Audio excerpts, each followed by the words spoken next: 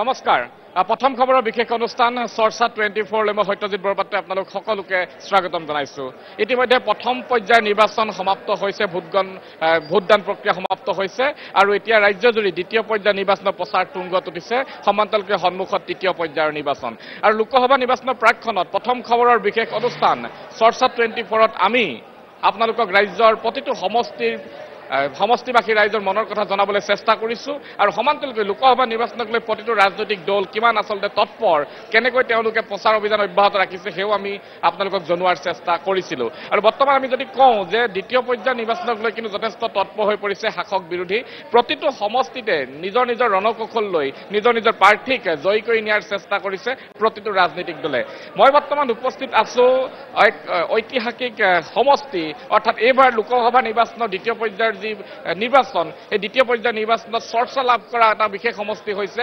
নগাঁও লোকসভা সমষ্টি নগাঁও লোকসভা সমষ্টিত মই বৰ্তমান উপস্থিত আছো আৰু বৰ্তমান যি স্থানত আমি আজি চৰ্চা 24 অনুষ্ঠানটো আপোনালোকৰ মাজলৈ লৈ আহিছো এয়া হৈছে নগাঁও লোকসভা সমষ্টিৰ অন্তৰ্গত এক বিশেষ অঞ্চল লাহৰীঘাটত আছো ইয়াতে প্ৰতিটো ৰাজনৈতিক দলৰ নেতা আছে ৰাজনৈতিক দলৰ সক্ৰিয় কৰ্মী আছে তেখেতলোকৰ লগত আজি মনৰ কথা পাতিবলৈ যত্ন কৰিম আৰু সমান্তৰালকৈ তেওঁলোকে এইবাৰ লোকসভা নিৰ্বাচনক লৈ কেনেকৈ আচলতে তেওঁলোক আগবাঢ়িছে তেওঁলোকৰ যিগৰাকী প্ৰাৰ্থী সেই প্ৰাৰ্থীগৰাকীক তেওঁলোকে কেনেকৈ আচলতে লৈ যাব এই গোটেই কথাখিনি পাতিবলৈ যত্ন কৰিম অকণমান যদি পৰিৱেশটো এই মুহূৰ্তত মই আপোনালোকক দেখুৱাওঁ আচলতে প্ৰতিটো ৰাজনৈতিক দলৰ ইয়াতে প্ৰতিনিধি আমাৰ সৈতে আছে চৰ্চা 24 এই বিশেষ অনুষ্ঠানটোত আছে মহিলাসকলো ওলাই আহিছে আমি তেখেতলোকৰ লগতো কথা পাতিবলৈ যত্ন কৰিম প্ৰথমতে ভাৰতীয় জনতা পাৰ্টিৰ প্ৰতিনিধি আছে তেখেতলোকৰ লগত অকণমান কথা পাতিম সন্মুখত লোকসভা নিৰ্বাচন আপোনালোকৰ প্ৰাৰ্থী হৈ ইতিমধ্যে আপোনালোকে প্ৰচাৰ তুংগত ৰাখিছে গতিকে কেনেকুৱা ধৰণৰ এবাৰ নিৰ্বাচনী ৰণকৌশল হ'ব আপোনালোকৰ পোনপ্ৰথমতে লাহৰীঘাটবাসী ৰাইজৰ হৈ আমাৰ ভাৰতীয় জনতা পাৰ্টীৰ মিত্ৰজোঁট অসম গণ পৰিষদ দলৰ ফালৰ পৰা লাহৰীঘাটত পোনপ্ৰথমবাৰৰ বাবে লাইভ শ্ব' এটা কৰাৰ বাবে প্ৰথম খবৰক ধন্যবাদ জ্ঞাপন কৰিছোঁ আৰু কথা হৈছে কি আগন্তুক যি সাধাৰণ নিৰ্বাচন আছে লোকসভাৰ আপোনালোকে আজি এই মঞ্চত লাহৰীঘাট কমিউনিটি হলতে আপোনালোকে এটা পৰিৱেশ দেখা পাইছে যে সংখ্যালঘু ৰাইজ কিদৰে বিজেপিৰ পক্ষত ওলাই আহিছে এই সভাখনেই তাৰ প্ৰমাণ গতিকে আগন্তুক দিনত মই প্ৰত্যেক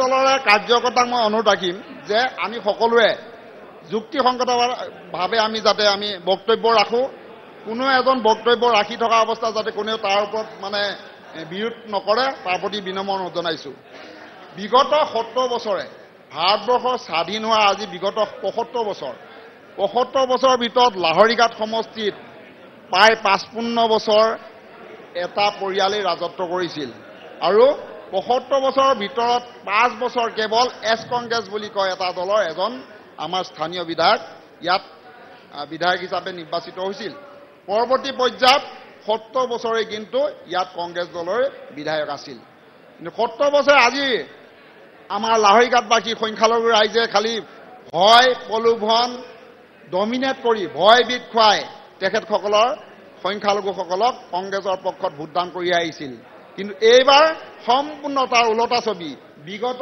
2019 বৰ্ষত যি নিৰ্বাচন হৈছিল এই নিৰ্বাচনত এআইডিবৰ বুকুচাত উঠি প্ৰদ্যুৎ বৰদলৈ ডাঙৰীয়া আমাৰ প্ৰাৰ্থীজনক তেওঁলোকে ৰিজেক্টেড বুলি কয় কেইবাটাও মই অনুষ্ঠানত পাইছোঁ কিন্তু তেওঁলোকে সেই ৰিজেক্ট প্ৰাৰ্থীজনকে কিন্তু 3বাৰ প্ৰাৰ্থিত্ব প্ৰদান কৰিছিল আৰু তেওঁলোকে এজন ৰিজেক্টেড মাৰ্ঘেৰিটা ৰিজেক্টেড কৰা দুবাৰকে নিৰ্বাচনৰ ৰিজেক্ট কৰা ৰাইজে প্ৰত্যাখ্যান কৰা ব্যক্তিজনক নগাঁৱত আহি পেলাই তেখেতসকলে প্ৰাৰ্থিত্ব প্ৰদান কৰিছে গতিকে আজিৰ প্ৰেক্ষাপটত আজি সংখ্যালঘু ভাইসকল মই এটা কৈছোঁ মই অসমীয়া হিন্দু ল'ৰা মোৰ লগত কেৱল 2জন আছে বাকী সকলোৱে কিন্তু সংখ্যালঘু সম্প্ৰদায় পাইছে এইসকলে মুছলমানে ভোট নিদিব নেকি আজিৰ ছবিয়ে কৈ আছে এইবাৰ লাহৰীঘাটৰ ৰাইজে বিজেপিৰ পক্ষত ভোট দিব সংখ্যালঘু ৰাইজে নিৰ্ণায়ক ভূমিকা পালন কৰিব অকল লাহৰীঘাটবাসী নহয় ঢিং ৰূপহী চামগুৰি সকলোতে কেৱল পদুম ফুলে ফুলিব আৰু কেৱল পদুম ফুলে পৰিব এইবাৰ সুৰেশ বৰা ডাঙৰীয়া কমেও 40% 40% সংখ্যালঘু সম্প্ৰদায়ৰ ভোট লৈ দিল্লী মসনদ দখল কৰিব। ধন্যবাদ জনাইছো। পুনৰ আপোনালোকৰ লগত কথা পাতিবলৈ যত্ন কৰিম। কংগ্ৰেছৰ যিসকল প্ৰতিনিধি আছে তেখেতলোকৰ লগত কথা পাতিবলৈ যত্ন কৰিম। মোৰ প্ৰথম কথাটো হ'ল সেই একেটাই প্ৰশ্ন যে লোকসভা নিৰ্বাচনৰ সমাগত দ্বিতীয় পৰ্যায়ৰ নিৰ্বাচন আহি আছে, আপোনালোকৰ প্ৰাৰ্থী হৈ আপোনালোকৰ ৰণকৌশল কেনেকুৱা চলিছে? নাই, উপৰোক্ত বক্তাই যি কথা ক'লে যে আমাৰ যিজন প্ৰাৰ্থী নগাঁৱৰ প্ৰদ্যুৎ বৰদলৈ ডাঙৰীয়া তেখেত ৰিজেক্ট প্ৰাৰ্থী বুলি কৈছে। তেখেতসকলৰ যিজন প্ৰাৰ্থী সুৰেশ বৰা ডাঙৰীয়া, মই তেখেতসকলক কৈছো যে তেখেতসকলৰ প্ৰাৰ্থীজন ৰিজেক্ট হয়। বৰহমপুৰত 3বাৰ ইলেকশ্যন খেলিছিলে তেখেতে, সুৰেশ বৰা ডাঙৰীয়াই তেখেতক 3বাৰ বৰহমপুৰবাসী ৰাইজে তেখেতক প্ৰত্যাখ্যান কৰিছে। তেখেত ৰিজেক্ট ব্যক্তি হয়। আমাৰ যিজন প্ৰাৰ্থী প্ৰদ্যুৎ বৰদলৈ ডাঙৰীয়া তেখেত ৰিজেক্ট ব্যক্তি নহয়। তেখেত এজন দক্ষতা সম্পূৰ্ণ, তেখেত এজন নিষ্ঠাবান, তেখেত এজন সততা সম্পূৰ্ণ ব্যক্তি। তেখেতে যিবোৰ প্ৰতিশ্ৰুতি দিছিলে 2019 চনত তেখেতে যিবোৰ প্ৰতিশ্ৰুতি দিছিলে, কমিটমেণ্ট দিছিলে, তেখেতে আখৰে আখৰে পালন কৰিছে। আমাৰ লাহৰীঘাট সমষ্টিবাসীৰ যি সমস্যা, মূল সমস্যা বান আৰু গৰাখহনীয়া সমস্যা, তেখেতে বান আৰু গৰাখহনীয়া সমস্যাৰ বিষয়ে সংসদৰ মজিয়াত উত্থাপন কৰি তেখেতে বান আৰু গৰাখহনীয়া সমস্যা প্ৰতিৰোধ কৰিবৰ কাৰণে তেখেতে এছিয়ান ডেভেলপমেণ্ট বেংকৰ লগত যোগাযোগ কৰি তেখেতে 700 কোটি টকাৰ এক বৃহৎ আঁচনি তেখেতে চেংচন কৰাইছে। আৰু এই আঁচনি সদ্যহতে আমাৰ ডিং সমষ্টিৰ আমাৰ গাইনগাঁৱৰ আমাৰ ঠাইটো মহ মাৰাৰ পৰা কাম ষ্টাৰ্ট হৈছে। ইয়াৰ উপৰিও তেখেতে আমাৰ বিজেপি চৰকাৰে যিবিলাক প্ৰতিশ্ৰুতি দিছিলে, নৰেন্দ্ৰ মোদী ডাঙৰীয়াই 2014 চনত যেতিয়া ক্ষমতাৰ বাগজুৰি হাতত লৈছিলে, তেখেতে আমাক যিকেইটা কমিটমেণ্ট দিছিলে যে মূল্যবৃদ্ধি ৰোধ কৰিব, বস্তুৰ দাম আধা কৰি দিব, বছৰি 2 কোটিকে চাকৰি দিব, নিবনুৱা সমস্যা সমাধান কৰিব, ব্ৰহ্মপুত্ৰৰ দুয়োপাৰে এক্সপ্ৰেছ হাইৱে বনাই দিব, টুইন টাৱাৰ ইত্যাদি ইত্যাদি প্ৰতিশ্ৰুতি দিছিলে। তেখেতৰ প্ৰতিশ্ৰুতি হৈ গ'ল, তেখেতে এটাও প্ৰতিশ্ৰুতি ৰাখিব পৰা নাই। তেখেত এজন মিথ্যাচাৰ, ঠগবাজ, প্ৰতাৰক, প্ৰমাঞ্চক প্ৰধানমন্ত্ৰী হয়। আৰু আমাৰ যিজন সাংসদ প্ৰদ্যুৎ বৰদলৈ ডাঙৰীয়া, তেখেতে নগাঁও নিয়োগ মেলাৰ জৰিয়তে আমাৰ নিবনুৱাসকলৰ কৰ্ম সংস্থাপন দিবৰ কাৰণে, নিবনুৱাসকলৰ সমস্যা দূৰ কৰিবৰ কাৰণে তেখেতে নগাঁও নিয়োগ মেলাৰ জৰিয়তে ভাৰতৰ বিভিন্ন বাণিজ্য উদ্যোগ আৰু বাণিজ্য প্ৰতিষ্ঠানৰ লগত যোগাযোগ কৰি তেখেতে 3,500কে মানুহক তেখেতে কৰ্ম সংস্থাপন দিছে। সেই গতিকে আমি নগাঁও লোকসভাবাসীয়ে বা আমি লাহৰীঘাটবাসীয়ে আমাৰ যিজন সাংসদ প্ৰদ্যুৎ বৰদলৈ ডাঙৰীয়া, তেখেতক আমি পুনৰাই নগাঁও লোকসভা সমষ্টিৰ পৰা বিচাৰিছো। আৰু এইবাৰ তেখেতে 3 লাখ ভোটত দিল্লীৰ মজিয়াত আমি তেখেতক 3 লাখ ভোটৰ ব্যৱধানত পঠিয়াম। ধন্যবাদ জনাইছো। পুনৰ আপোনালোকৰ লগত কথা পাতিবলৈ যত্ন কৰিম। মই উল্লেখ কৰিছো প্ৰথমতে যে নগাঁও লোকসভা সমষ্টি বুলি কোৱাৰ লগে লগে আমি সকলোৱে জানো নগাঁও লোকসভা সমষ্টিৰ ৰাজনৈতিক প্ৰেক্ষাপট কেনেকুৱা ধৰণৰ হ'ব। কাৰণ নগাঁও লোকসভা সমষ্টিত 3গৰাকীকৈ হাই ভল্টেজ প্ৰাৰ্থী আছে। আমি যদি কওঁ ভাৰতীয় জনতা পাৰ্টীৰ প্ৰাৰ্থী সুৰেশ বৰা, আৰু সমান্তৰালকৈ আমি যদি কওঁ কংগ্ৰেছৰ প্ৰাৰ্থী প্ৰদ্যুৎ বৰদলৈ, আৰু তাৰ সমান্তৰালকৈ AYDFৰ প্ৰাৰ্থী আমিনুল ইছলাম। গতিকে আমি গোটেই কথাখিনি আজি পাতিবলৈ যত্ন কৰিম। AYDFৰ যিসকল প্ৰতিনিধি আছে মই অকণমান কথা পাতিবলৈ যত্ন কৰিম। কেনেকুৱা ধৰণৰ এবাৰ ৰাজনৈতিক ৰণকৌশল কেনেকুৱা ধৰণৰ, এফালে বিজেপি আনফালে কংগ্ৰেছ, আৰু আপোনালোকৰ কেনেকুৱা ধৰণৰ চলিছে প্ৰচাৰ? এতিয়া আমাৰ এটাই দুখৰ বিষয় যে নগাঁও লোকসভা সমষ্টিত সংখ্যালঘু ভোটাৰৰ সংখ্যা হ'ল 64%, প্ৰায় 12 লাখ ভোট। কাৰণ আজি চাওক, কোকৰাঝাৰতেই বিজেপি হোক, কংগ্ৰেছী হোক, BPP হোক, UPPL হোক, তাত বড়ো কেণ্ডিডেট কৰে। বড়ো প্ৰাৰ্থীক তেওঁলোকে বড়ো সম্প্ৰদায়ৰ মানুহক তেওঁলোকে তাত প্ৰাৰ্থী প্ৰক্ষেপ কৰে। আজি যোৰহাটত আহোম সম্প্ৰদায়ৰ পৰা তেওঁলোকে প্ৰাৰ্থী প্ৰক্ষেপ কৰে। আজি কাৰ্বি আংলঙত কাৰ্বি সম্প্ৰদায়ৰ পৰা প্ৰাৰ্থী প্ৰক্ষেপ কৰে।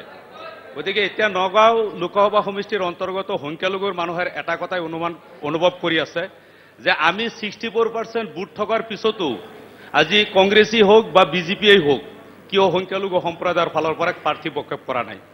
গতিকে এইটো এটা উপলব্ধি কৰি আছে।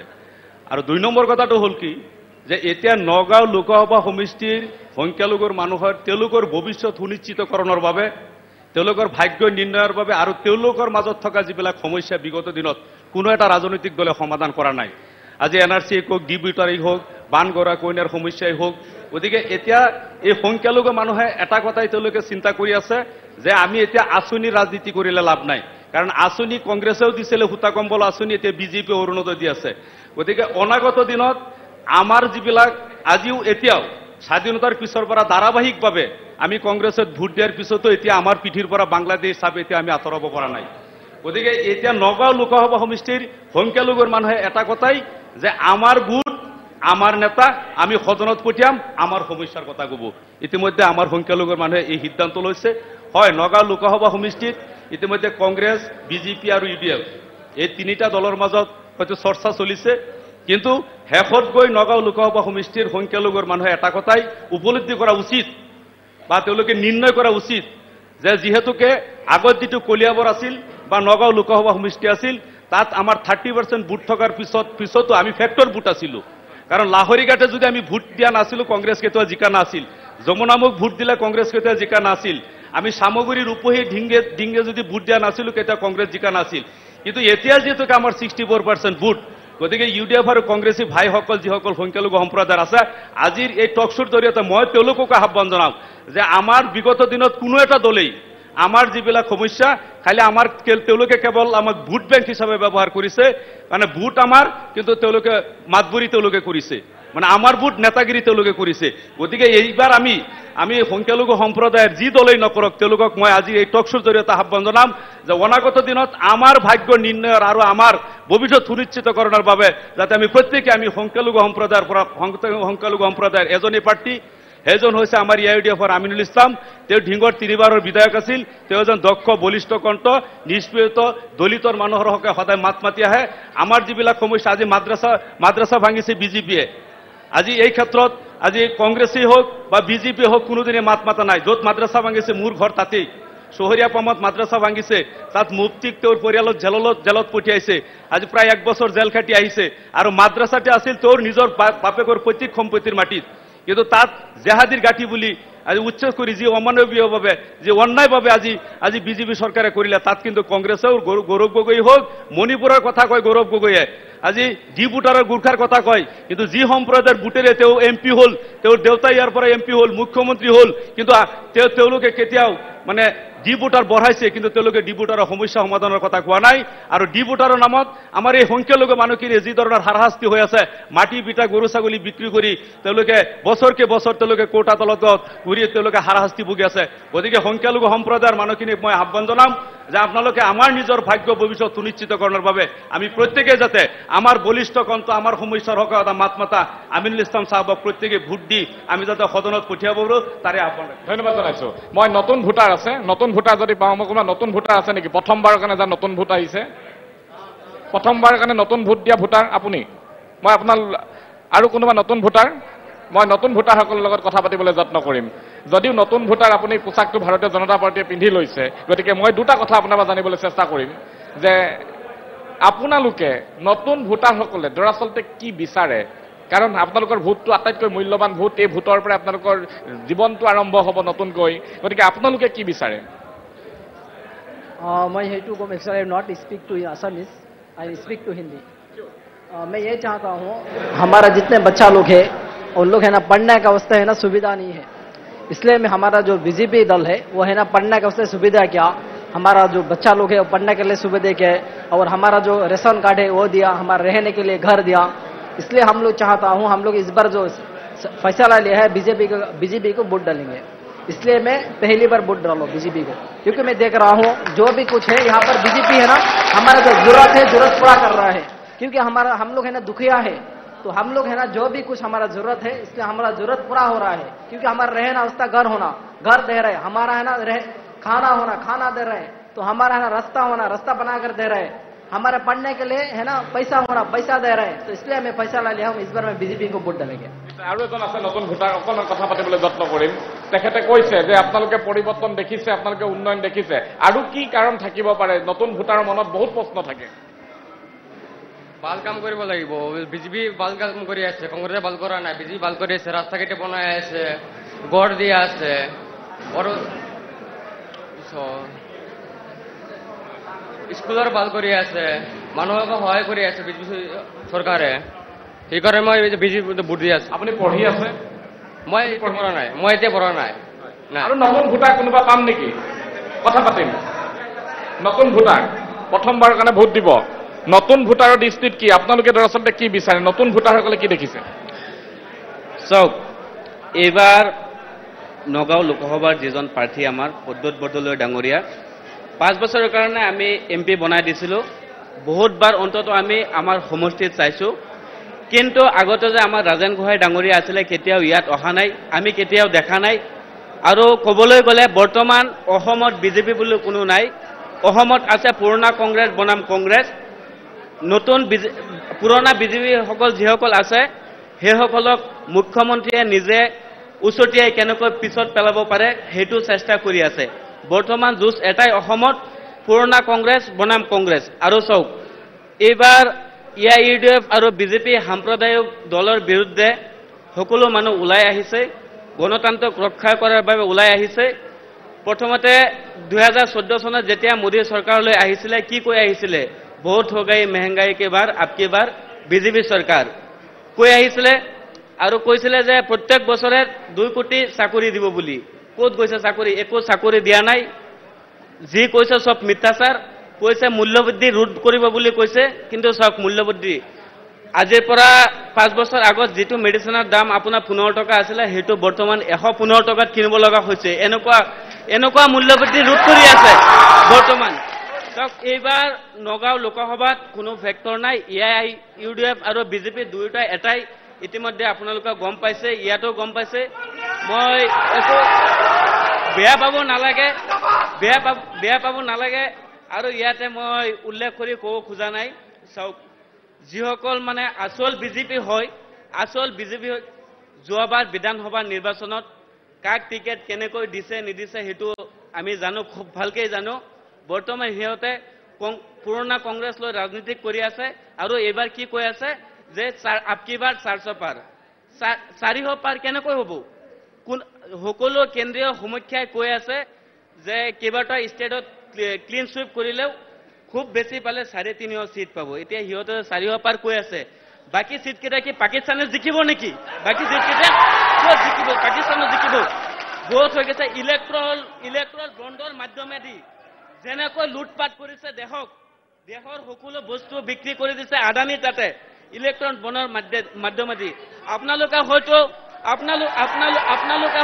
এটা কুৱেশ্যন কৰিব নোৱাৰে কিয় কৰিব নোৱাৰে একো নাজানো ইলেক্ট্ৰন বনৰ মাধ্যমে কেনেকৈ দেশক বিক্ৰী কৰিছে হেতু চাবলৈ হলে ধূপৰাঠীৰ চেনেল আছে আপোনালোকে তাক কৈ হিয়তে ধূপৰাঠীয়ে ভালকৈ এক্সপ্লেইন কৰিছে তাত গৈ চাব পাৰিব বহুত মিডিয়াই এতিয়া কিন্তু প্ৰশ্ন নকৰে যে বিজেপিয়ে যে কৈছিল চাকৰি দিব এতিয়ালৈকে যে চাকৰি ক'ত আৰু কেনেকৈ কিমান চাকৰি দিলে বিজেপিয়ে একো ক'ব নোৱাৰে ধন্যবাদ জনাইছো মই কথা পাতিবলৈ যত্ন কৰিম নিৰ্বাচনৰ সন্দৰ্ভতে কথা পাতি আছো আৰু সমান্তৰালকৈ আমি নগাঁও লোকসভা সমষ্টিৰ বিষয়ে আলোচনা কৰি আছো কেইবাটাও কথা ইতিমধ্যে কৈছে তেখেতলোকে কংগ্ৰেছ আপুনি শুনিছে মই আপোনাৰ পৰা জানিবলৈ চেষ্টা কৰিম যে আপোনালোকৰ যে ৰণকৌশল এই ৰণকৌশল বিশেষকৈ এই বিশেষ অঞ্চলটোত সংখ্যালঘু ভোটাৰ যথেষ্ট আছে আৰু সংখ্যালঘুসকলে বাৰে বাৰে কৈ থাকে যে বিজেপি চৰকাৰৰ দিনত তেওঁলোক সুৰক্ষিত নহয় এই প্ৰশ্নটোৰ উত্তৰ কেনেকৈ দিব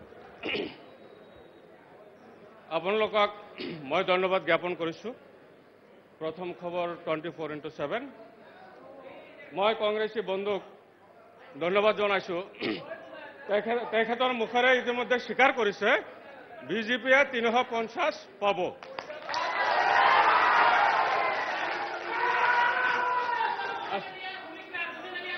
আৰু এজন বন্ধুৱে আমাক ক'লে যে 700 crore মানে এইটো কি বেংকৰ পৰা আনিলে এছিয়ান ডেভেলপমেণ্ট বেংকৰ পৰা আনিলে এতিয়া কথা হ'ল যে গৰাখহনীয়া প্ৰতিৰোধৰ বাবে ইতিমধ্যে গভৰ্ণমেণ্টে 450 কোটি টকা চেংচন দিছে গতিকে 700 ক'ৰ পৰা আহিল ক'ত গ'ল সেইটো আমি নাজানো 250 কোটি টকা কোনে খালে এইবিলাক ফলছ কথাবিলাক কৈ পেলাই লাভ আছে নেকি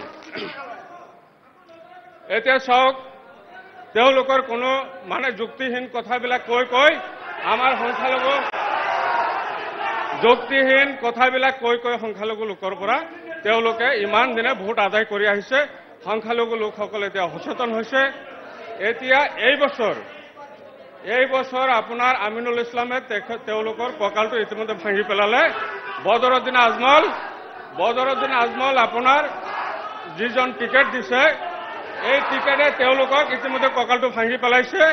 4 লাখ ভোট যদি কাটি দিয়ে আৰু সংখ্যালঘু ভোট আমাৰ বিজেপিয়ে নিম্নতম 3.5 লাখ ভোট আমাৰ বিজেপি সুৰেশ বৰাই পাব।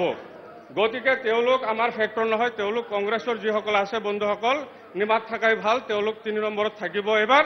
গতিকে এতিয়া আৰু এটা কথা মই ক'ব বিচাৰিছোঁ যে সুৰেশ বৰাৰ কথাটো যিটো ক'লে যে বৰমপুৰত তেওঁ 3বাৰ ইলেকশ্যনত হাৰিছে, তেতিয়া কি আছিল, কোনটো দলত আছিল? কংগ্ৰেছক মানুহে ভাল নাপায় বুলি তাতে মানুহে ভোট দিয়া নাই। এইবাৰ বিজেপিত তেখেতে থিয় দিছে, গতিকে বিজেপিত ভোট নিদিয়াৰতো প্ৰশ্নই নাহে। গতিকে হিন্দু মানুহে আপোনাৰ 100% ভোট দিব আৰু মাইনৰিটি মানুহে আমাৰ সমষ্টিৰ পৰাই নহয়, আপোনাৰ সামগ্ৰীৰ পৰা একেবাৰে লাহৰীঘাট পৰ্যন্ত আপুনি চাই থাকক, আমি 40% ভোট দি পেলাই আমি সুৰেশ বৰাক আমি জিকাই দিব পাৰিম। ধন্যবাদ। আলোচনা কৰিম। মোৰ 2টা প্ৰশ্ন ইতিমধ্যে তেওঁলোকে কৈছে। আপোনালোক বহক। 2টা প্ৰশ্ন কৈছে। কংগ্ৰেছে বাৰে বাৰে কৈ আছে যে AYDF বিজেপি বিটিং, আৰু বিজেপিয়ে বাৰে বাৰে কৈ আছে যে AYDF কংগ্ৰেছৰ বিটিং। দৰাচলতে AYDF কাৰ হৈ কাম কৰি আছে? শুনক, ইতিমধ্যে তেওঁলোকৰ যিজন প্ৰাৰ্থী যোৱাকালি পীযুষ হাজৰিকাই কৈছে যে সি বিজেপিত যোৱাৰ কাৰণে পীযুষ হাজৰিকাৰ লগত কেইবাবাৰো সি যোগাযোগ কৰিছে। কৈছে যদি প্ৰদ্যুৎ বৰদলৈ সাহস আছে তেতিয়া কামাখ্যা মন্দিৰলৈ আহি শপত খাই কওক যে সি বিজেপিত যোৱাৰ কাৰণে যোগাযোগ কৰা নাই। এতিয়া চাওক, তেওঁলোকে কৈ আছে যে কংগ্ৰেছী বন্ধুসকল UDF আৰু বিজেপি একেই।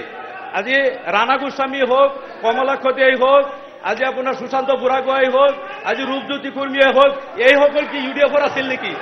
এইসকল দেখোন এতিয়া যিকেইজন বিজেপিত আহিছে গোটেইবিলাক কংগ্ৰেছী বিজেপি ভৰি পৰিছে। আৰু এটা কথা নিশ্চিত, আপোনালোকে জানি থওক, লিখি থওক, প্ৰদ্যুৎ বৰদলৈ তাৰ হাৰাটো নিশ্চিত হাৰিব। যোৱাবাৰ AIUDFে কেণ্ডিডেট নিদিয়াৰ কাৰণে সি 17,000 ভোটত জিকিছিল, আৰু কলিয়াবৰত AIUDFে কেণ্ডিডেট নিদিয়াৰ কাৰণে গৌৰৱ গগৈ জিকিছিল। এইবাৰ সি হাৰিব, হাৰাৰ পিছদিনা সি বিজেপিত যোগদান কৰি মাৰ্গেৰিটাৰ পৰা বিধায়ক খেলিব। লিখি থওক, মই কৈ দিছোঁ।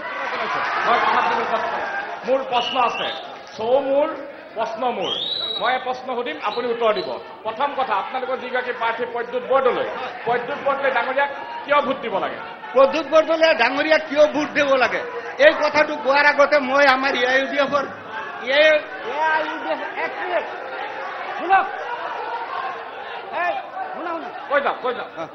AIUDFৰ যিজন মোৰ লগৰ এজন মানুহে কৈছে যে AIUDFক আপোনাৰ এই AIUDFে কিয় মুছলমান মানুহক টিকেট দিছে বুলি কৈছে।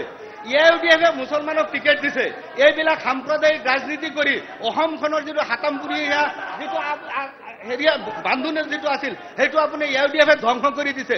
আজি চাওক, গোটেই অসমত 3টা মাইনৰিটি সমষ্টি আছে। মাইনৰিটি সমষ্টি লিডিং থকা 3টা সমষ্টি আছে। এটা হ'ল আপোনাৰ ধুবুৰী সমষ্টি, এটা হ'ল আপোনাৰ কৰিমগঞ্জ সমষ্টি, আৰু এটা হ'ল নগাঁও সমষ্টি। আজি মই ইয়াৰ পৰা লাহৰীঘাটৰ পৰা অসমৰ ৰাইজক জনাব বিচাৰো যে অসমৰ 3টা মাইনৰিটি সমষ্টিৰ ভিতৰত 2জনৰ মাইনৰিটি কেণ্ডিডেটৰ তাত টিকেট দিছে।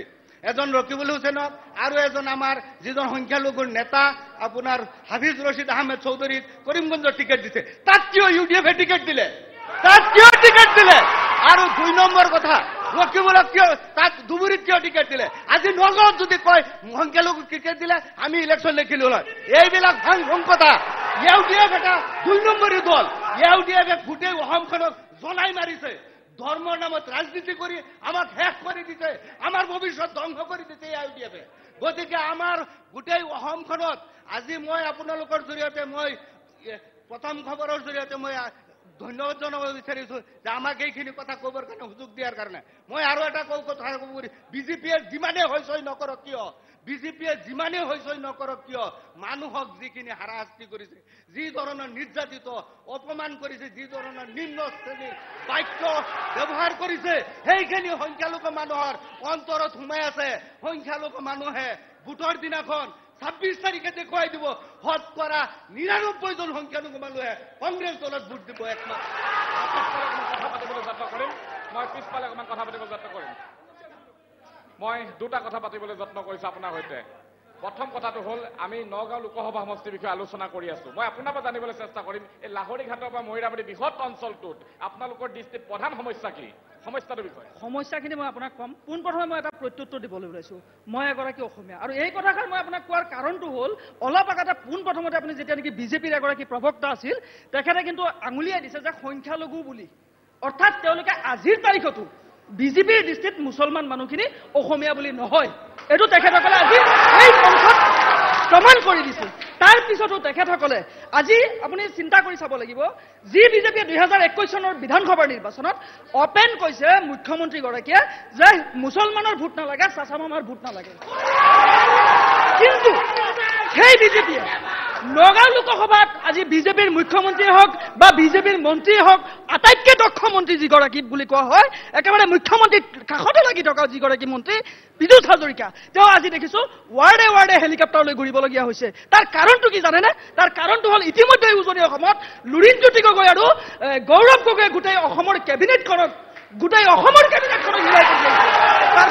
আৰু তেওঁলোকে যেতিয়া নেকি এই উজনি অসমত তেওঁলোকক ইতিমধ্যে উজনি অসমবাসীয়ে তোলাই পোখালিয়ে উৎখাত কৰি পঠিয়াইছে, তাৰপিছত আহিছে এইসকল সংখ্যালঘুৰ ওচৰত।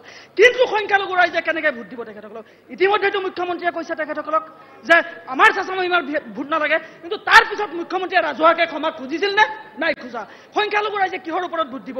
এই গৰুসৌতিত যে এগৰাকী লোকক হত্যা কৰি অসম চৰকাৰৰ যিগৰাকী অসম চৰকাৰৰ পুলিচ কৰ্মীয়ে মৃত ব্যক্তি এগৰাকীৰ বুকুৰ ওপৰত উঠি ইউডল নৃত্য কৰিছিল, সেই সময়ত সেই পৰিয়ালটোৰ ওচৰত গৈ আজি ক্ষমা খুজিছিল নে?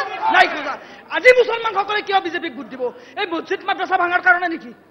যিসকল ইমাম মছজিদৰ যিসকল ইমামক দেখিলে আমাৰ অট'মেটিকেলি শ্ৰদ্ধা আৰু ভক্তি বাঢ়ে, সেইসকলক তেওঁলোকে জেহাদী সজাই একোটা ইমামক বলিৰ পাঠা সজুৱাইছে, সেই ফলাফলৰ কাৰণে আজি মুছলমানসকলে তেখেতসকলক ভোট দিব নেকি? ইতিমধ্যে অসমৰ সংখ্যালঘু ৰাইজে সিদ্ধান্ত লৈছে যে AIDF আৰু বিজেপি দুয়োটাই সাম্প্ৰদায়িক দল, আৰু সাম্প্ৰদায়িক দল দুটাৰ বিৰুদ্ধে ইতিমধ্যে যুঁজিবৰ কাৰণে অসমৰ ৰাইজে ভাৰতীয় জাতীয় কংগ্ৰেছ দলত সমৰ্থন দিছে। আৰু ইণ্ডিয়া এলায়েন্সৰ গভৰ্ণমেণ্টৰ নেতৃত্বত আপোনাৰ ৰাহুল গান্ধী ডাঙৰীয়াই যিটো এটা শ্লোগান দিছে, নফৰত কি বাজাৰ মে মহব্বত কি দোকান, আৰু এই দোকানৰ প্ৰতি ৰাইজৰ সমৰ্থন আছে, এইটো চিৰসত্য। ধন্যবাদ জনাইছোঁ। মই অনুষ্ঠান অব্যাহত থাকিব, মই কথা পাতিবলৈ চেষ্টা কৰিম। ইয়াতে ছাত্ৰ সংগঠনো আছে, বিভিন্ন সংগঠনৰ লোকো আছে, তেওঁলোকৰ লগতো কথা পাতিব লাগিব। মই এটা বাণিজ্যিক বিৰতি ল'ম, বিৰতিৰ পাছত পুনৰ ঘূৰি আহিম। কাৰণ আমি উল্লেখ কৰিছোঁ যে নগাঁও লোকসভা সমষ্টিত আছোঁ আৰু বৰ্তমান যি স্থানত উপস্থিত আছোঁ এই স্থানত যথেষ্ট আচলতে দেখিছেই, গোটেই পৰিৱেশটো দেখি গম পাইছে প্ৰতিটো ৰাজনৈতিক দলৰ ইয়াতে আছে, প্ৰতিনিধি আছে। তেখেতলোকৰ লগত কথা পাতিম, কিন্তু অনুষ্ঠানৰ মাজত এটা বাণিজ্যিক বিৰতিৰ সময় হৈছে। এটা বিৰতিৰ পাছত পুনৰ ঘূৰি আহিম। কিছুমান বাণিজ্যিক বিৰতিৰ পাছত পুনৰ আপোনালোকক স্বাগতম জনাইছোঁ। আপোনালোকে চাই আছে চৰ্চা 24। চৰ্চা 24ত আমি লাহৰীঘাটত আছোঁ, নগাঁও লোকসভা সমষ্টিৰ বিষয়ে আলোচনা কৰি আছোঁ। আৰু ইয়াতে ৰাজনৈতিক যিসকল নেতা প্ৰতিনিধি আছে তেওঁলোকৰ লগত কথা পাতি আছোঁ। ছাত্ৰ সংগঠনৰ আমচুৰ প্ৰতিনিধি আছে, চমুকৈ কেনেকুৱা ধৰণৰ দেখিছে, ৰাজনৈতিক প্ৰেক্ষাপট কেনেকুৱা দেখিছে? প্ৰথমতে প্ৰথম খবৰৰ সমূহ সাংবাদিক বন্ধুসকলক ধন্যবাদ জ্ঞাপন কৰিছোঁ। আমাৰ লাহৰীঘাট অঞ্চলত আহি ৰাইজৰ যিটো অভিযোগ উত্থাপন কৰাত সুবিধা দিছে। প্ৰথমতে ক'বলৈ গ'লে আমাৰ এই লাহৰীঘাট নৱগঠিত যিটো হেৰি আছে, সমষ্টি আছে, এই সমষ্টিত বিশেষকৈ বৰ্তমান সংখ্যালঘু প্ৰাধান্য সমষ্টি এটা। আৰু বিশেষকৈ ইয়াত দেখা পাইছোঁ আমি যে কংগ্ৰেছৰ ফালৰ পৰা, AIDFৰ ফালৰ পৰা, বিজেপিৰ ফালৰ পৰা বিভিন্ন ধৰণৰ প্ৰতি অভিযোগ আমি দেখা পাইছোঁ। আৰু আমি ইয়াত কাক ভোট দিব লাগে এই বিষয়ে আমি ক'বলৈ নাযাওঁ। আমাৰ যিসকল সচেতন নাগৰিক আছে আৰু যিসকল ভোটাৰ আছে, সিহঁতৰ নিজৰ চইচ মতে সিহঁতৰ প্ৰাৰ্থী অনুযায়ী সিহঁতে ভোট দিব। তথাপিও বৰ্তমান যিটো ধৰক 10 বছৰৰ শাসনকালত আজি মোদী চৰকাৰে শাসন কৰি আছে, আমি দেখা পাইছোঁ যে সংখ্যালঘু সমাজ মুঠেই সুৰক্ষিত নহয়। বিশেষকৈ এই নিৰ্বাচনটো হৈছে গণতন্ত্ৰ ৰক্ষাৰ যুঁজ। মই ভাবোঁ কিয় যে আমাৰ বিভিন্ন ধৰণৰ আইনৰ জৰিয়তে আমাৰ সংখ্যালঘু সমাজক প্ৰতাৰণা কৰা আমি দেখিবলৈ পাইছোঁ।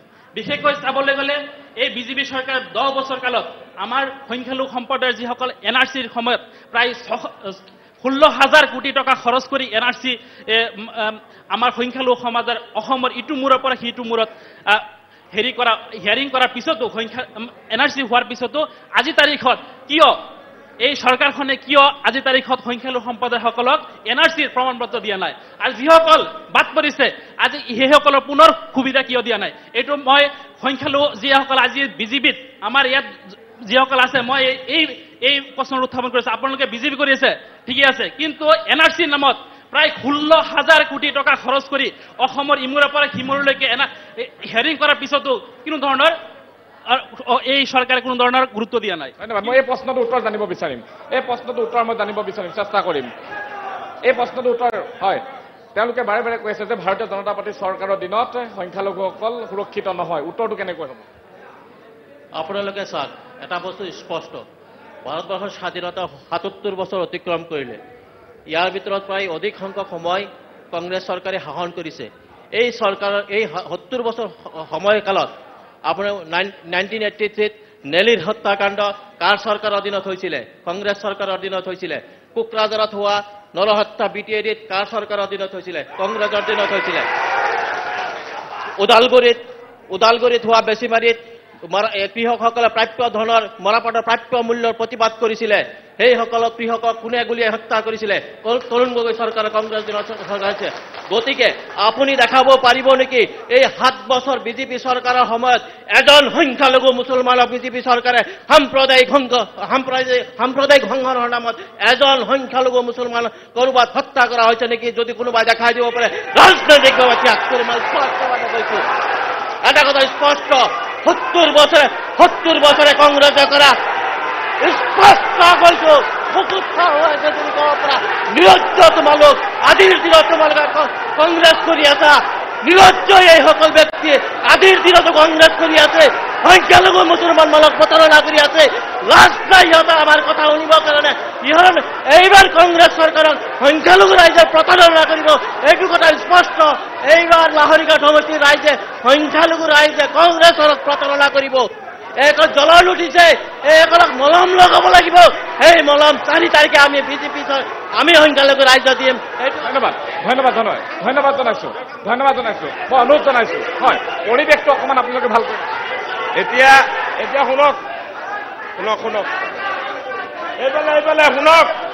এতিয়া আমাৰ ইয়াত চবেই শিক্ষিত মানুহ, চবেই জনা শুনা মানুহ, কোনেও কাৰো কথা হুলস্থুল কৰিব নালাগে। চবকে মই অনুৰোধ কৰিছোঁ,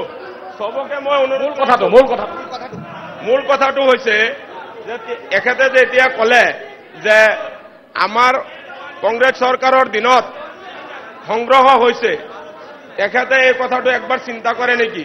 যদি সময় দিয়ে মই ক'ম যে চৰকাৰে গণ্ডগোল লগায় না দুষ্কৃতিকাৰীয়ে সন্ত্ৰাসবাদীয়ে গণ্ডগোল লগায় দেশত? কোনো চৰকাৰ যেতিয়া শাসনকালত থাকে তেতিয়া কেতিয়াও নিবিচাৰে যে মানুহ মাৰিম, এইটো কেতিয়াও নিবিচাৰে। কিন্তু উগ্ৰপন্থীয়ে কিবা সংগঠনে এটা সংগ্ৰহ লগায়। আৰু দ্বিতীয়তে কথা হ'ল কি যে আপোনালোকে কিছুদিন আগত, আপোনালোকে শুনিবলৈ ধৈৰ্য ধৰক, কিছুদিন আগত এইখন মঞ্চত AUDFৰ আৰু বিজেপিৰ NB লাইভৰ চেনেলত নহয়, তাৰমানে কৈছো কি আগত এখন টকশ্ব' হৈছিল, সেইখন টকশ্ব'ৰ মাজত এইখন ফলতে বিজেপি আৰু AUDF কংগ্ৰেছ আছিল। আজি AUDF নাই। কিয় নাই? বিজেপি আৰু AUDF সিহঁতে ভাই ককাই, সেইকাৰণে আজি UDF নাই। মাত্ৰ 2জন মানুহ AUDFৰ, মাত্ৰ 2জন মানুহ। কিয় নাই? আজি AUDF বিজেপি ভাই মিলি গৈছে, সেইকাৰণে আজি AUDFৰ মানুহ নাই। আজি সেইকাৰণে মই অলপ পিছফাললৈ যাম, অলপ কথা পাতিবলৈ যত্ন কৰিম। মই কাৰো কথা উত্তৰ দিবলৈ নিদিওঁ। মোৰ প্ৰশ্নটো হ'ল যে আপোনালোকৰ যিজন প্ৰাৰ্থী, সেই প্ৰাৰ্থীগৰাকীক জিকাই নিয়াৰ ক্ষেত্ৰত আপোনালোকৰ কি প্ৰত্যাহ্বান থাকিব? মূল্য বৃদ্ধিৰ কথা কৈ আছে বাৰে বাৰে কংগ্ৰেছে, কেনেকৈ আপোনালোকে নিব? বেনিফিট ট্ৰেন্সফাৰ এতিয়া আমাৰ চৰকাৰে ডাইৰেক্ট কৰি আছে, কোনো দালাল নাই, কোনো একো নাই। ডাইৰেক্ট একাউণ্টত সোমাই আছে, ঘৰৰ টকা ডাইৰেক্ট সোমাই আছে। আৰে ভাই কংগ্ৰেছ, তোমালোকে অলপ শান্তি আকাৰে বহাচোন, ধৈৰ্য আকাৰে মানসিক স্থিতিটো ঠিক ৰাখিব লাগে। ইমান অধৈৰ্য হৈ কথা ক'ব নালাগে নহয়। আমাৰ ধৈৰ্য শক্তি ঠিক আছে। আমাৰ ডাবল ইঞ্জিন চৰকাৰ হিমন্ত বিশ্ব শৰ্মা চৰকাৰে বহুত ডেভেলপ কৰিছে। অলপ ধৈৰ্য আকাৰে শুনাচোন, তোমালোকেও ক'ব, আমালোকেও ক'ব। আমাৰ বিজেপি চৰকাৰে যিমান ডেভেলপ কৰিছে, ডাইৰেক্ট ঘৰৰ টকা সোমাই আছে, ডাইৰেক্ট অৰুণোদয় সোমাই আছে, ডাইৰেক্ট বেনিফিচিয়াৰী একাউণ্টত সোমাই আছে। কোনো দালাল নাই, কোনো একো নাই, ডাইৰেক্ট আমাৰ চৰকাৰে ডাইৰেক্ট টকা দিছে। চাওক, এইবাৰ আমাৰ সংখ্যালঘু মানুহে ইমান ভোট দি আমার হিমন্ত বিশ্ব শর্মা সরকারক বিজেপি সরকারক সুরেশ বরা ডাঙরিয়াক বিপুল বুড়ক আমার মাইনরিটি মানে জয়যুক্ত করিব। ধন্যবাদ ধন্যবাদ। হয় কৈ যাওক। ঠিক আছে, ধন্যবাদ থাকিল সংবাদ মাধ্যমলৈ। কারণ আজি আমার বহুত বন্ধুয়ে দুচার কথা কৈছে যে হিমন্ত বিশ্ব শর্মা বহুত ডেভেলপ করেছে, এনেকুৱা ডেভেলপ কৰেছে এপত এপত কৰে অসমৰ মূল্যবান সম্পদ সব আদানি আম্বানি ধনী মানুহক গতাই দি আছে, এনেকুৱা ডেভেলপ কৰি আছে। আৰু আমাৰ সংখ্যালঘুৰ কথা কৈছে, আমাৰ এজন বন্ধুৱে কৈ গৈছে যে এজন মানুহক সংখ্যালঘু মানুহক মাৰা নাই, কিন্তু সংখ্যালঘু মানুহ মৰাৰ কাৰণে বিজেপি চৰকাৰে এনেধৰণৰ এটা ষড়যন্ত্ৰ কৰি আছে। আজি চাওক, আজি যেতিয়া কা আন্দোলনত গুলিয়াই মাৰিছিলে তাতকে আমাৰ সংখ্যালঘু মানুহ নাছিল নেকি? আজি গৰুগুটি যেতিয়া উচ্ছেদ হৈছিলে তাতকে আমাৰ সংখ্যালঘু মানুহ মৰা নাছিল নেকি? আজি আমাৰ জাতিটো নিহকুতীয়া কৰাৰ কাৰণে একেবাৰে শেষ কৰাৰ কাৰণে আজি উচ্ছেদ কৰিলে, চৰ অঞ্চলত উচ্ছেদ কৰিলে। আমাৰ বন্ধুসকল দেখা নাই নেকি? আমাৰ মছজিদ ভাঙিলে, মাদ্ৰাছা ভাঙিলে। আজি NRCৰ নামত ধুবুৰীৰ পৰা শদিয়ালৈ পঠিয়াইছে, শদিয়াৰ পৰা আপোনাৰ তেজপুৰলৈ পঠিয়াইছে। আমাৰ জাতিটোক নিশেষ কৰাৰ কাৰণে এনেকুৱা অন্যায় অত্যাচাৰ কৰিছে। কৰাৰ পিছতো আজি কৈ আছে যে মাইনৰিটি মানুহৰ একো কৰা নাই। সেইসকলৰ লজ্জাবোধ কৰা উচিত। আমাৰ জাতিটোক আজি লজ্জাবোধ কৰা উচিত। আজি যিসকলে আজি সংখ্যালঘু দেখুৱাইছে তেখেতসকলে আমাৰ সংখ্যালঘুৰ শত্ৰু। বদৰুদ্দিন আজমল সংখ্যালঘুৰ শত্ৰু। যিসকলে বিজেপিৰ হৈ দালালি কৰিছে তেখেতসকলে সংখ্যালঘুৰ শত্ৰু। সামান্যতমটো লাজ থাকিলেহেঁতেন, কাৰণ মা ভনীসকলক আজি কবৰৰ পৰা উঠাই দৰ্শন কৰিব বুলি কৈছিলে। আজি সংখ্যালঘু মুছলমানৰ ঘৈণীয়েক সন্তান জন্ম দিয়াৰ ফেক্টৰী। আমাৰ চাচা মামাৰ ভোট নালাগে, আমাৰ চাচা মামাৰ ভোট নালাগে বুলি কৈছিলে। আমাৰ চাচা মামাৰ আজি কিয় ভোট লাগে? আজি কিয় লাগে? জানে কিয় লাগে? আজি ভোট কিয় লাগে? উজনি অসমত ডাবল ইঞ্জিন চৰকাৰ, গৌৰৱ গগৈৰ তাত খুন্দা খাই ডাবল বেয়াকৈ এক্সিডেণ্ট হৈছে, যাৰ কাৰণে আজি সংখ্যালঘুৰ ঘৰে ঘৰে সংখ্যালঘুৰ দুৱাৰে দুৱাৰে ঘূৰি আছে। আজি চাচা মামা ভাল হৈ গ'ল, কিন্তু চাব চাচা মামা এইখিনি কথা আমি পাহৰা নাই। আমি চাম আমাৰ উত্তৰ, আমাৰ প্ৰতিশোধ লোৱাৰ সময়, আমাৰ প্ৰতিশোধ আমি 26 তাৰিখে বুটৰ জৰিয়া কৰি হিমন্ত বিশ্ব শৰ্মাক দেখুৱাই দিম। আমি চাচা মামা ধন্যবাদ ধন্যবাদ। মই মহিলা আছে, মই মহিলাসকলৰ লগত কথা পাতিম। মই মহিলাসকলৰ লগত কথা পাতিবলৈ যত্ন কৰিম, কাৰণ এইবাৰ লোকসভা নিৰ্বাচনত মহিলাসকলে যথেষ্ট ফেক্টৰ হ'ব। ভাৰতীয় জনতা পাৰ্টীৰ চৰকাৰ ইতিমধ্যে বহু আঁচনি দিছে আপোনালোকৰ বিভিন্ন আঁচনি আহিছে, লাখপতি বাইদেউ আঁচনিও আহিছে। আপোনালোকে কি ভাবে এইবাৰ? আমাৰ মহিলাবিলাকক বহুতখিনি আঁচনি দিছে। ধৰক আগতে আমাৰ মাইনৰিটি মহিলা বহুত গাঁৱত মগনীয়া ওলাইছিলে, আজিকালি আমি সেইখিনি নাপাওঁ। অৰুণোদয় নিজৰ একাউণ্টত সোমাইছে, ঘৰ দিছে, আপোনাৰ কৃষকৰ টকাখিনি দিছে, সবখিনি আমাৰ মহিলাখিনিয়ে পাইছে, সব আমাৰ মাইনৰিটি মহিলাখিনিয়ে পাইছে। সেইকাৰণে উন্নয়নমূলক কামৰ কাৰণে আমি মহিলাখিনি জাক পাতি ওলাই আহিছোঁ। এইবাৰ আমি বিজেপি চৰকাৰক ভোট দিম। মই ধন্যবাদ জনাইছোঁ। মই অনুৰোধ জনাইছোঁ, দুষাৰ কথা পাতিবলৈ যত্ন কৰিম। ইয়াতে ৰাজনীতিৰ কথা আলোচনা চলি আছে। এইবাৰ নগাঁও লোকসভা সমষ্টিৰ যিগৰাকী আপোনালোকৰ প্ৰাৰ্থীগৰাকীক জয় কৰি নিয়াৰ ক্ষেত্ৰত ৰণকৌশল কেনেকুৱা হ'ব? চাওক, আমি আচলতে গোটেই লাহৰীঘাটবাসী আমি চবেই ভাই ভাই, ইয়াত বেলেগ কথা নাই। কিন্তু আমি কোনোদিনে বিজেপিত ভোট দিয়া নাই। আমি যদি ভোট দিছোঁ কংগ্ৰেছক দিছোঁ, UDFক দিছোঁ। কিন্তু কথাটো হ'ল আমি তেওঁলোকক দি চালোঁ যে লাহৰীঘাটে কি পালে। আজি 50 বছৰে লাহৰীঘাটক যি অৱস্থা হ'ল, আজি অসমত চব জনগোষ্ঠী আগুৱাই গ'ল। ইয়াত সংখ্যালঘু মানুহ থাকে, এই সংখ্যালঘু মানুহৰ যিটো অৱস্থা, এই অৱস্থাটো কিন্তু বিজেপিয়ে বেয়া কৰা নাই। এতিয়া বিজেপিয়ে আমি অহা 26 তাৰিখে ভোট দিমহে। গতিকে অহা 26 তাৰিখত অসমৰ মানুহে, লাহৰীঘাট মানুহে গম পাব যে আচলতে লাহৰীঘাটত কি হ'ব। গতিকে যি পৰিৱেশ আজি চাওক, ইয়াৰ উপস্থিতি চাওক, গোটেই বিজেপিময় হৈ আছে। গতিকে লাহৰীঘাটত আমি প্ৰায় 2 লাখৰ ওচৰে আমি ভোট পাম। এই পৰিৱেশ হৈছে 26 তাৰিখত আপোনালোকৰ গোটেই এই চেনেলৰ যোগেদি গোটেই অসমে গম পাব। আৰু আমি নগাঁও লোকসভা সমষ্টিটো সুৰেশ বৰাক বহুত ভোটত এইবাৰ জয় কৰিম, সেই পৰিৱেশ আমাৰ হৈ গৈছে। ধন্যবাদ জনাইছোঁ। মই কংগ্ৰেছৰ প্ৰতিনিধি আছে, আপুনি কৈছে আৰু প্ৰতিনিধি আছে, কথা পাতিবলৈ যত্ন কৰিম। চমুকৈ, একদম চমুকৈ এটা প্ৰশ্ন। আপুনি মোক কৈছিল যে প্ৰদ্যুৎ বৰদলৈ ছাৰক কিয় ভোট দিব লাগে এই প্ৰশ্নটোৰ উত্তৰটো মই দিব পৰা নাছিলো আপোনালোকক মই জনাব বিচাৰিছো সদনত যিখিনি মানুহ আছে বা ৰাইজ আছে প্ৰদ্যুৎ বৰদলৈ ছাৰ এজন জেইনুৰ পৰা এমফিল ডিগ্ৰীধাৰী মানুহ তেখেত কটন কলেজৰ পৰা ডিগ্ৰী কমপ্লিট কৰা এজন মানুহ আৰু আপোনালোকে নিশ্চয় জানে এইবাৰ যিটো আণ্ডাৰ কাৰেণ্ট চলি আছে কংগ্ৰেছৰ ফেভাৰত ইণ্ডিয়া এলায়েন্সে গভৰ্ণমেণ্ট কৰিব গতিকে আমাৰ নগাঁও লোকসভাৰ ভাগ্য ভাল যে প্ৰদ্যুৎ বৰদলৈ ছাৰৰ নিচিনা এজন উপযুক্ত শিক্ষিত মানুহ আমি পাইছো আৰু তেখেত নিশ্চয় পাছ কৰিব আৰু তেখেতে চেণ্ট্ৰেল গভৰ্ণমেণ্টত এটা ভাল মন্ত্ৰিত্ব পাব গতিকে আমি নগাঁও লোকসভাৰ ৰাইজে প্ৰদ্যুৎ বৰদলৈ ছাৰ যাতে ভৱিষ্যতে পাছ কৰি ভাৰত চৰকাৰৰ এজন মন্ত্ৰী হ'ব পাৰে তাৰ বাবে আমি নগাঁওবাসী ৰাইজে কংগ্ৰেছক প্ৰদ্যুৎ বৰদলৈ ছাৰক ভোট দিম ধন্যবাদ মই অকণমান এটা কথা পাতিব যত্ন কৰিম মই এনেকুৱা এজন আপোনালোকৰ ইয়াৰ পৰা প্ৰতিনিধি লাগে এটা প্ৰশ্ন আছে মোৰ এই বিশেষ অঞ্চলটোত আটাইতকৈ ডাঙৰ সমস্যাটো কি কোনে ক'ব এজন থিয় হওক এজন পিছফালে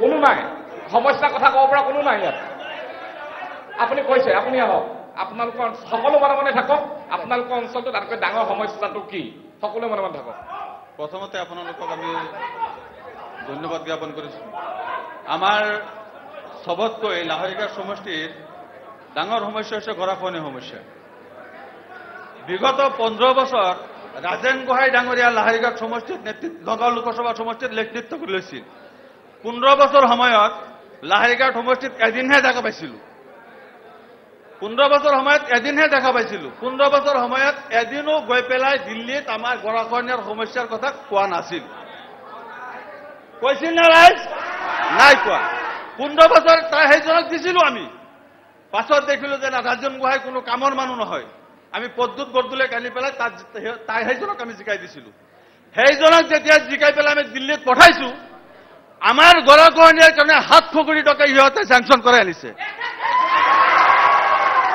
তাৰ পাছতো আমাৰ যি সমস্যা সেই সমস্যাৰ কথা আজিলৈকে কোনো আমাৰ নগাঁও লোকসভাৰ পৰা কোনো সংসদত কোৱা নাই আৰু এতিয়া যে প্ৰদ্যুৎ বৰদলৈ ডাঙৰীয়াক আমি 5 বছৰ পাইছো ইয়াতো বহুত দ্বিতীয়বাৰ আনাৰ কাৰণ এটাই যে যিজন নাকি বিজেপিৰ পৰা আহিছে সেইজনতো ভালদৰে ইয়াক অসমীয়া ক'ব নোৱাৰে দিল্লীত গৈ কি ক'ব গৰাখহনীয়া সমস্যাটো প্ৰসংগত বাৰে বাৰে উত্থাপন কৰিছে এই সমস্যাটো সমাধান হৈছে নে নাই আমাৰ লাহৰিঘাটৰ প্ৰধান সমস্যা বান গৰাখহনীয়া এইটো সকলোৱে জ্ঞাত আমিও জানো কিন্তু মই মোৰ মানে ভাতৃক কওঁ কংগ্ৰেছৰ ভাতৃজনক কওঁ যে চৰকাৰে ফাণ্ড ৰিলিজ কৰে এজন এমপিয়ে কিন্তু ফাণ্ড ৰিলিজ কৰিব নোৱাৰে তেখেতে তথ্যভিত্তিক দেখুৱাওক যে 700 কোটি টকা কোনখন লেটাৰত দেখুৱাব পাৰিব যে 700 কোটি টকা তেওঁলোকে চেংচন কৰাইছে এইটো এটা মিছা কথা সম্পূৰ্ণ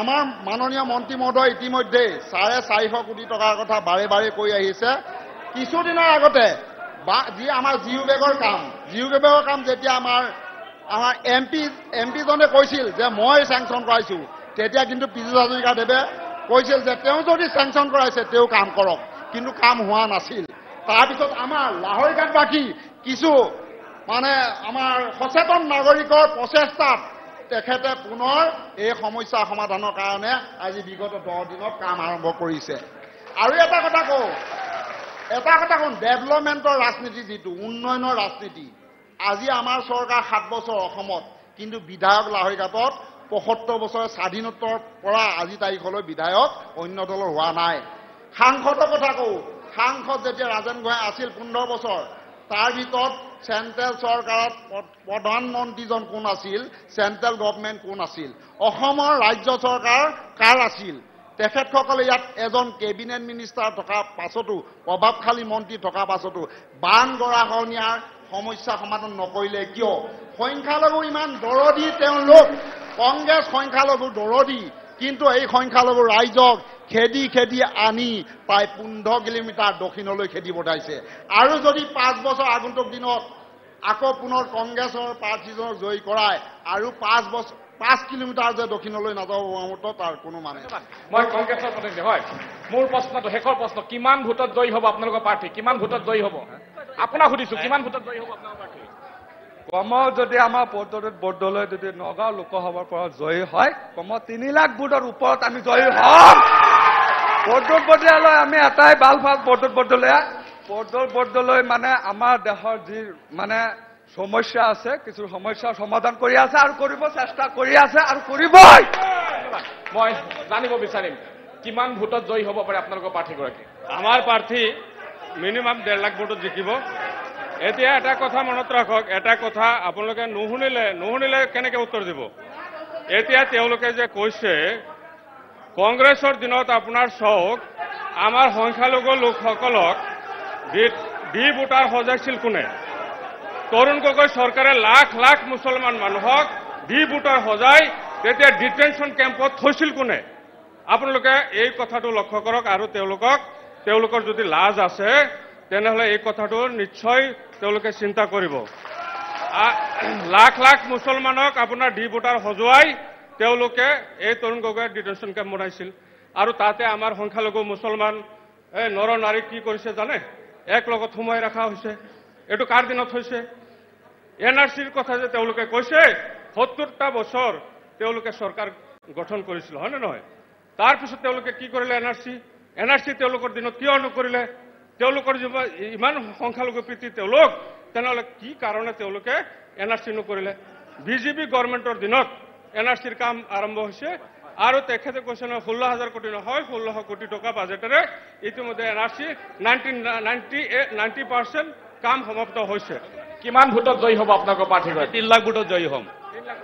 এতিয়া চাওক, ইতিমধ্যে কংগ্ৰেছে যিটো কথা ক'লে যে ৰাজেন গোহাঁই কৰা নাই, আকৌ বিজেপিয়ে ক'ব যে প্ৰদ্যুৎ বৰদলৈ একো কৰা নাই। প্ৰকৃততে আমাৰ সংখ্যালঘু সম্প্ৰদায়ৰ কাৰণে গাঁত খান্দিছে কংগ্ৰেছে আৰু সেই গাঁতত পেলাইছে বিজেপিয়ে।